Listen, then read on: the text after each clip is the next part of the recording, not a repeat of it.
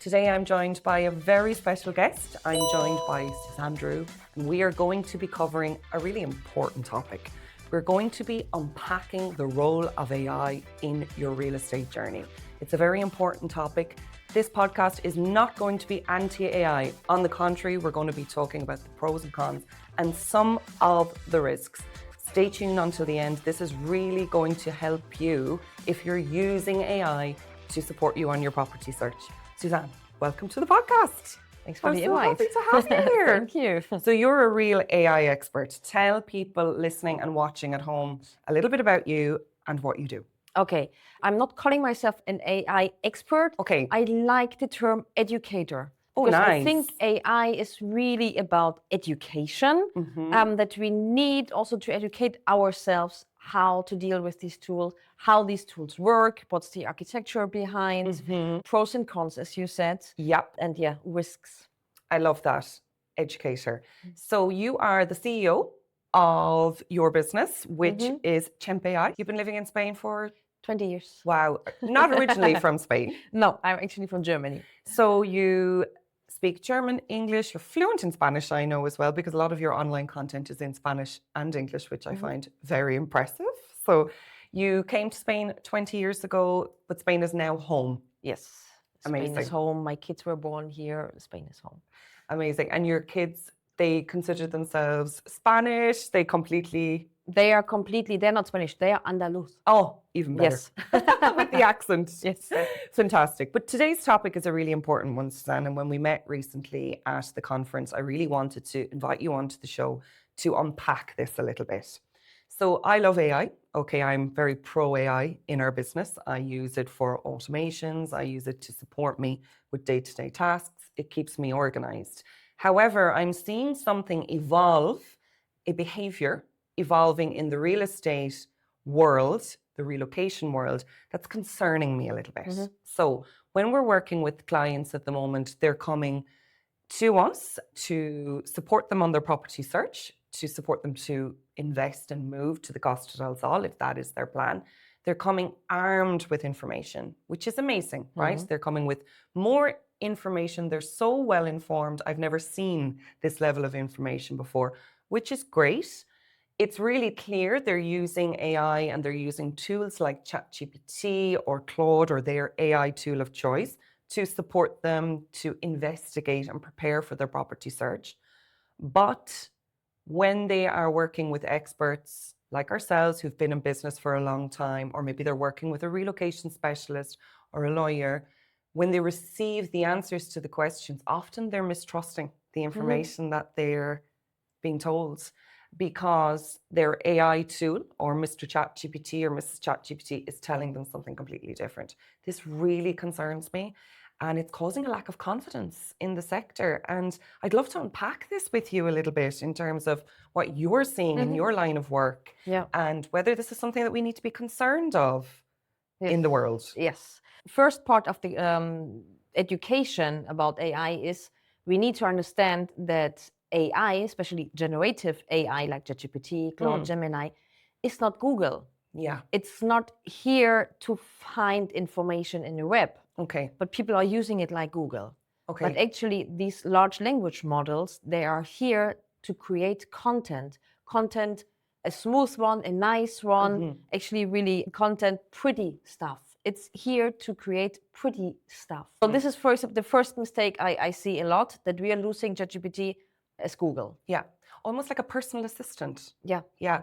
And let's dive into that a little bit more in terms of we shouldn't be, in your opinion, then relying on it like Google. We should stay away from it. Yes. Okay. Yes. Okay. Because if we can just elaborate on some of the risks of that, then like what are the key differences? Just to help people understand watching at home why they shouldn't be using it in the same way as Google. Exactly. So we have Google, which is really like a search engine, here to help us to find information in the web in real time. Yeah. In ChatGPT, for example, the architecture is to create content. Yeah. So it's based on probabilities. It's actually pure mathematics to calculate the probabilities of the next word, of the next content. It's not for content we find in the web. It's Okay. creating the own content. This is why it's also lying to ourselves, Yes. right? You experience it Yes. probably as well, that you say, ChatGPT lied to me. Yes, because it's here to create nice content, not to create true content. So it's almost a people pleaser. It's telling you what you Exactly. want to hear. Yes. Yeah, and that's Yes. something that I've really noticed. And I think that I've really seen this creep in over the last number of months. For somebody that's maybe buying a property, they're asking it things like, what should I be paying for my property?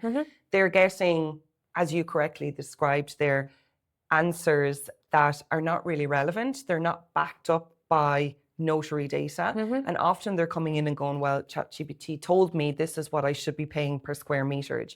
But it's not able to take into consideration the holistic picture. Exactly. And then also what we try to ignore a little bit as well is the entire context the AI models need in order to give you a correct answer. Okay. So if we just put in, find me the price for a house in Malaga, can be anything. But we really also need to look into the context as well. Where exactly, which area do you want to go?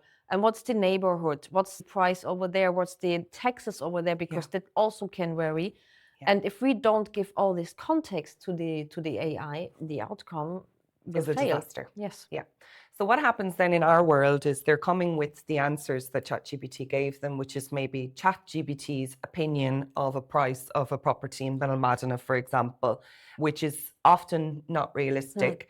And then when they come and speak to us and we give them a different picture, it's actually causing a bit of mistrust because they're not really believing what we're saying as the people, the experts on the ground, and going with ChatGPT's opinion. So often what's happening then is taking time for us to really show why our advice is the correct advice. And although we're not anti ChatGPT, because we're not, but it is, it's not optimum to use it for your property search. No.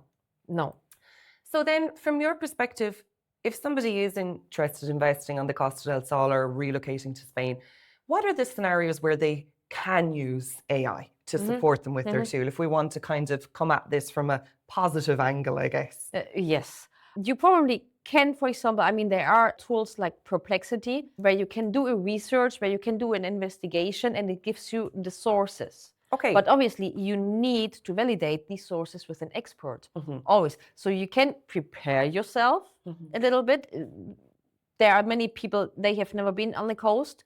They heard, oh, it's pretty, it's nice, I need to move there.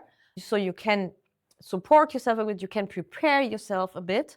How is the landscape, restaurants, whatever. Yeah. But it always needs to be validated by an expert, by a human. So that's a good point. So if somebody is coming over to commence their property search, they could ask AI to support them with the questions they should ask their real estate, the questions they should ask their lawyer, or the more checklist type of questions. So they don't forget to ask anything important, but they shouldn't be sanity checking the lawyer's information with ChatGPT, because that's the wrong way to do it. Exactly. Like, for example, if we go back to the lawyer, there are already cases here in Spain where a lawyer got also a fine by using AI. Oh, wow. For his court.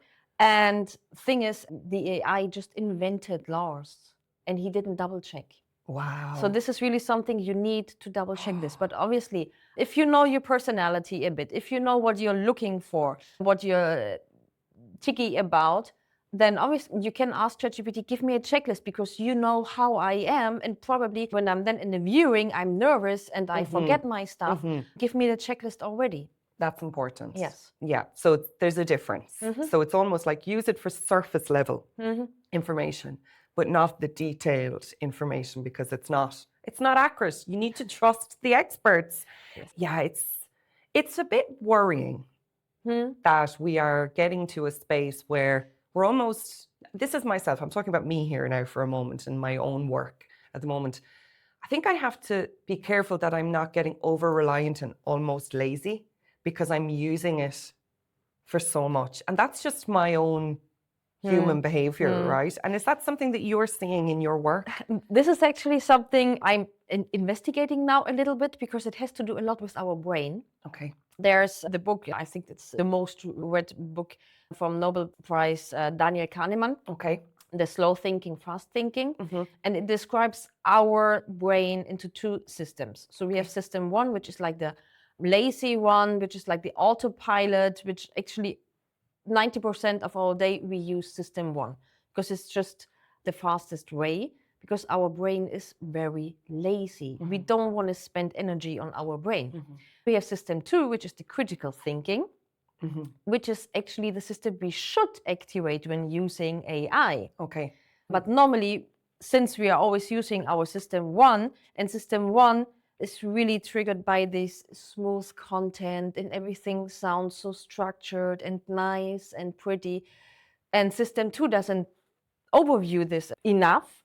So this is where we are going now, actually, a little bit. This is the risk. Yeah. We need to activate our critical thinking when we use AI. Okay, so I like what you've said there, and I'm thinking back to my own experience with it. It's fine to use it. It's fine to support us with efficiency and structure in our routines, in our business, in our life.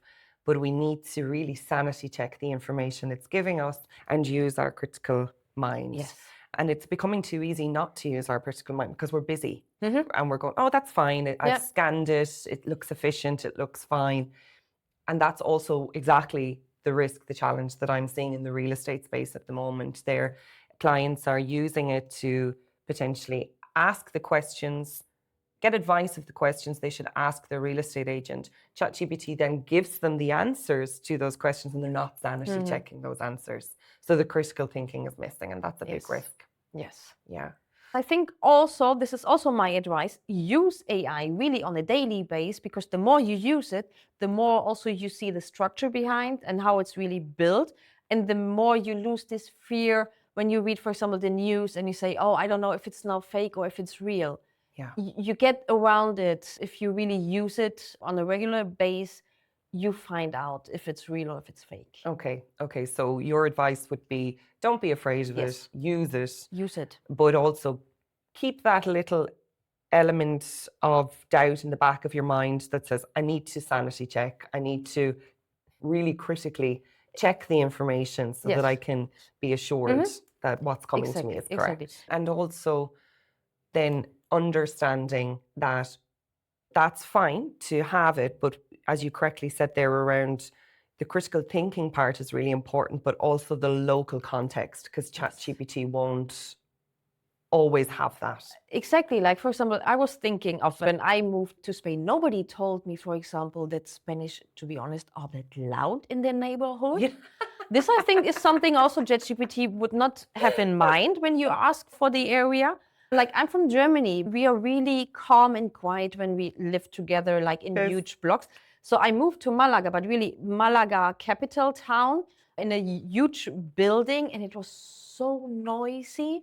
And I thought, oh my God, I had no idea about how noisy these people are. For me, it's like a lack of respect, but they live like this. Then I moved to a village where I thought, nah, village smooth, will be super calm. It was even worse. Oh my goodness. It was even worse, because people are really, they have a different timetable, as we know. Of course, different schedule. So when I'm in bed, they start their dinner with television, high volume, and what. Obviously, this is something you get from experience. Yeah. I don't think if you put in this in an AI, they will tell you. No, that's completely true. I also really shared your experience of that, because when I moved to Spain 10 years ago, we were moving from Ireland, and we would have our evening meal at like 5:30, 6 p.m. You know, the kids are getting ready to go to bed at like 8:30. And our Spanish neighbors, because at that point we were renting to really understand the area, did we like it? And they're only starting their evening routine, and they're cooking, and the pans and the smell of garlic and everything is so noisy. But as you said, you were like, oh my God, like they're so noisy. But that's just their way, isn't it? Yeah. And that's just how they live. And you have to adjust a little bit to that timetable. But absolutely correct. AI will not know this. No. It won't have that lived experience. Exactly. So I can totally see that a client to you would come with a checklist, but to ask yourself, and then you with your expertise, 10 years living on the coast, you have these stories and you have this experience to guide them through this process as well. So I think what we're trying to say then, Susanne, is it's fine to use it, but you have to partner it with expertise and lived experience. I love the combination of AI together with human talent. So if we get prepared with AI, because it saves us a lot of time, it maybe also brings us questions I would never have thought of to ask my real estate agent. Sure. Stuff like this. So it can really help out a lot in combination with a human talent than going to your expert. I think that's the magical combination. It really is. I totally agree with you that, and it's important that we then don't fall into our egos a little bit to say, I know better. AI then is also telling me, so I know better than the experts, because you will end up in disappointment. Yes. Yeah, that's a very important point.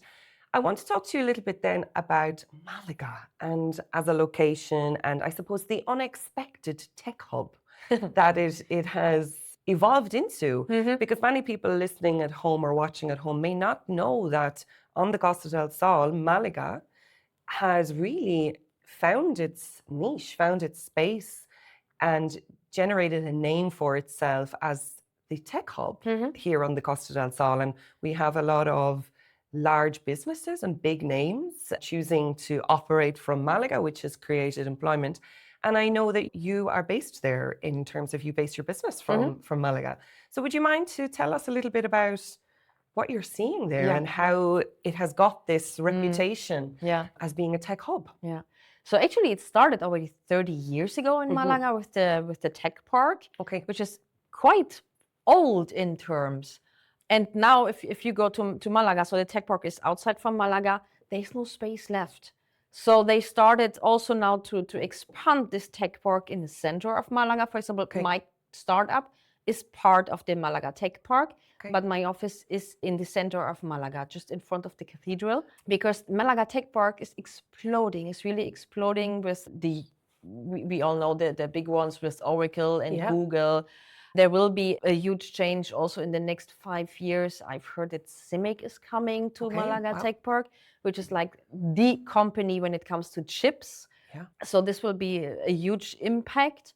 And all over the coast, so there's now also a combination between Malaga and Marbella to create sort of tech hub, AI coast, and a lot of initiatives to get startup founders and investors in the same regions. Amazing. So I can also see that a lot of investors from Northern Europe, Germany, France are coming over here to get their businesses done here. And they feel that the talent exists here and that expertise of technology, that they feel that they can find the right personnel here in Malaga to support them with their mission. Yes. Which is great. I would imagine that the airport plays a large part in that too, in terms of international connectivity and how easy it is to get to Malaga from other locations. Yeah, I think they're even planning the new terminal already, right, in the airport, because it's exploding as well. And then the talent you have over here, because the coast is so international. Yeah, this is really such a unique spot over here. I've never seen in other places. Many languages, such a talent. You, for example, you have also the Marbella University over there. I have an intern in my startup from the university. And the talent over there is huge. It's really incredible, huge. So this combination with obviously the good weather, internationality, talent pool is unique. It's amazing, isn't it? I think a lot of people don't really understand how advanced it has become due to exactly what you've described there. I'm curious, and I hope you don't mind me asking this, when it comes to your business and starting up over here, how have you found the support in terms of new businesses need a certain type of support and mentorship and guidance? Have you found that has been good here? Yes, I have found. That's why I'm speaking Spanish. This comes all from the actually Andalusian government. Amazing. They are putting a lot in the place now. So there are these centers. Each community has to help entrepreneurs. I'm giving also workshops over there, making connections. Then with the tech park, so the office I have, they gave to me for 1 year for free. Wow. Because I applied for a certain startup help. So there's a lot from already the Andalusian government. And then there's obviously also a lot like accelerator programs, whatever, from all these international hub coming here. Really good. I'm really happy to hear that. That's great. And also, I know from, I guess, my own research and watching kind of what's happening online, there is a great business networking environment in Malaga City as well. There is a real desire for people to connect and mix and collaborate. Exactly. It's funny because just last Friday, I actually have been to a meetup, a startup oasis. Nice. And it was such a nice mixture of, we had Irish, we had Americans, we had Indians, Germans. So super international, and all founders of some startups. I love it. Moved to Malaga or the surroundings. Yes. It's incredible. So there's a real desire to collaborate. And you know what? What beautiful place to collaborate. The weather, you know, the culture, the lifestyle here. It's a great place to be. Definitely, definitely. Amazing. So if anyone watching or listening at home would like to learn a little bit more about you and connect with you, how can they do that? Actually, quite easy on my Instagram channel. You can find me on Susanne.ia because it's actually a Spanish version. Just pop a message over there. Perfect. Or an mail at susannedrews.com. Super, super. We'll put all of the information into the show notes. So anybody who wants to get in touch knows how to reach out and get in touch with you. So look, if you're at home, if you're listening, if you have been using AI tools to support you to prepare and study for your future investment on the Costa del Sol, I hope this episode has provided you a little bit more food for thought, some of the risks to think about, and that absolutely we're pro AI, use it. But don't forget your wonderful human intelligent brain and engage your critical thinking. Thank you so much. It's been a fantastic chat, and I hope you at home have found it useful. And I'll see you on the next episode. Ciao for now.